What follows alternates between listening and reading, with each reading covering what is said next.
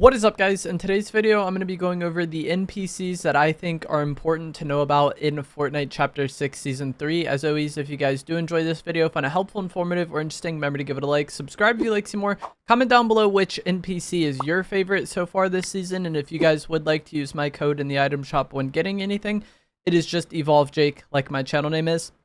The first NPCs we're going to talk about are going to be the specialist NPCs that you can hire. These are typically the most sought after and most impactful NPCs in Fortnite. In this season, we have the 4 standard specialist NPCs with the supply, scout, heavy, and healers. There's actually 2 supply NPCs on the map right now. Synthwave is at the neighborhood east of resistance based, and she sells base boost gloves, and she can be hired as a supply specialist. And then the light rider NPC is at shiny shafts, and what the supply specialist does is periodically they will drop you ammo and supplies to resupply you. And this can be good if you're struggling to get ammo, but if you're getting eliminations throughout the course of the game, I don't really think ammo should ever really be a concern.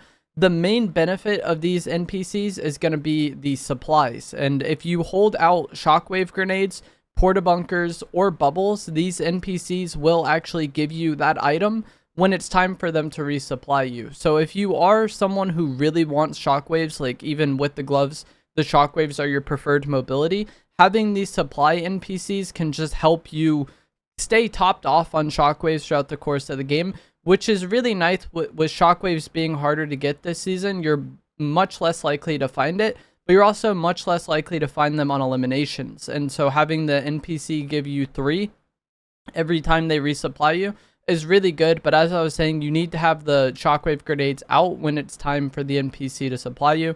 And I don't really know the cooldown off the top of my head or keep track of that throughout the course of the game. But if I need shockwaves and I know it's been a bit since the NPC has supplied me, then, I hold them out and try to get them. And as I said, they give you 3 at a time, which is, a very good amount. So these supply specialist NPCs are good. If you like using the utility items, I would highly suggest taking advantage of these. The scout NPC will periodically scan the area, marking enemies, chests, and loot in the area.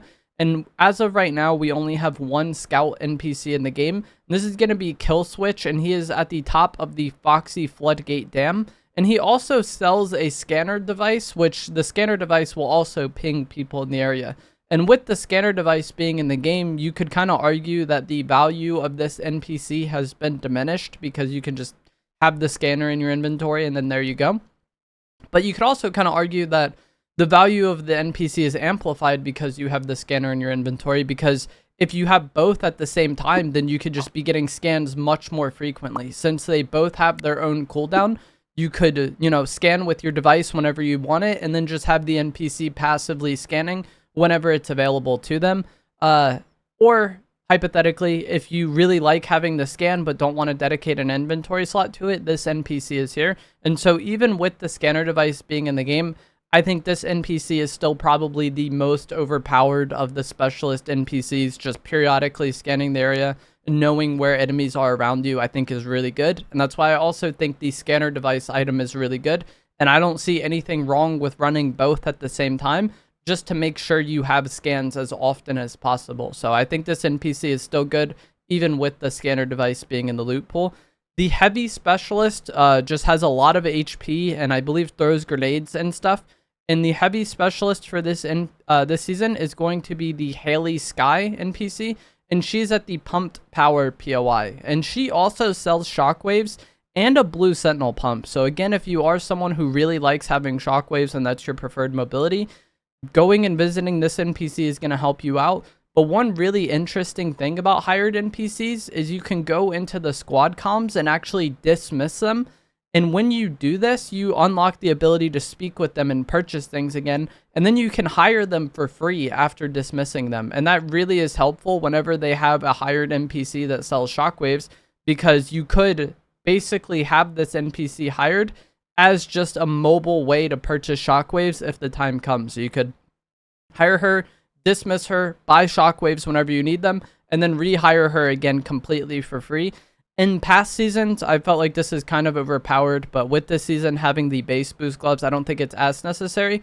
but also the cost to hire NPCs is at 800 gold now, whereas I believe in the past it was like 400. It was certainly cheaper than it is now. So with how expensive it is to hire NPCs, I'm not as prone to doing that, or I don't want to do that as much. But if you really like having shockwaves, having this mobile NPC sell them is good.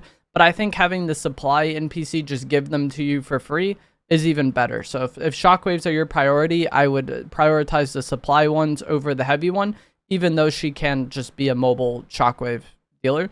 The final specialist NPC is going to be the Lizard, and he is at the gas station north of Shining Span. He's going to be the medic, and what this NPC does is just periodically they will splash you with Chug Splash, healing you for 20 per splash. And this is like fine, like who's going to say no to extra heals? But I don't think it's really that overpowered. Like the amount of healing you get from it at the rate you get it is not incredible. Like it can certainly win you some fights or keep you alive in some situations where maybe you wouldn't otherwise. But I don't think this NPC is so overpowered that you can just like not worry about carrying heals from that point on. It's still something that I would recommend carrying. As I said, though, it's impactful. I don't think it's really that game-changing or that overpowered, and it's not a priority to me.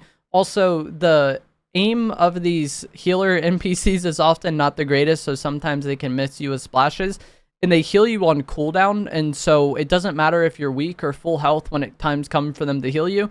They'll just throw the splashes at you, and so there can definitely be times where he heals you where you don't need it, and then it's not available when you do need it, and then that's just really not the best use, or like you end up like wasting the value of him at times just because they heal you on cooldown, not necessarily when you need it. So it helps. It's not going to hurt you really, but I don't think it's that big of a deal.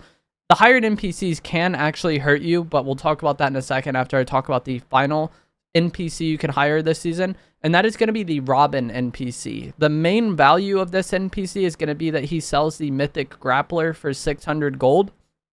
And this is the only way you can get the Mythic Grappler, and there's only one per match. So the first person to purchase the Grappler from Robin is the one who has it until somebody eliminates them and gets it. But you can also hire Robin as just like a standard hired NPC. I don't think he has any special abilities, but he'll just shoot his gun and attempt to fight enemies. Overall, though, I don't really put that much stock in the value of the NPCs as far as like how effective they are in fights. Most of the time I encounter somebody with a hired NPC, I just completely ignore them, eliminate the person who hired them, and then the NPC despawns. I don't think they're that big of a threat. I don't think they're that big of a distraction once you are aware of how hired NPCs work in game and how to identify them. They have like the big like question mark and exclamation points above their head, you know? So I don't put too much value in them aside from their specialist abilities like the scout, medic, supply, and heavy. So I don't really care too much about the Robin NPC for hiring sake, but grappler wise, he's very good. He is at the little shack that's that used to be the black market next to the rainbow field. And this is a pretty hot drop because a lot of people want to get that mythic grappler. But if you are the first one to get to him, really nice mobility item to have. I said the NPCs can hurt you in a way, and the main thing I meant about that is they can kind of give away your location. And this isn't the biggest deal, I guess, this season with how prevalent the scanner device is, but there's been many times in the past where I see somebody's hired NPC. I haven't seen them yet, but I know, like, okay, there's somebody in this area because this NPC is here. Or on the flip side of that, maybe I'm chasing somebody and I'm not exactly sure where they went, but you can just kind of follow their hired NPC at times and it'll lead them right to you. So like the hired NPCs can be helpful, but they can also hurt you in some cases.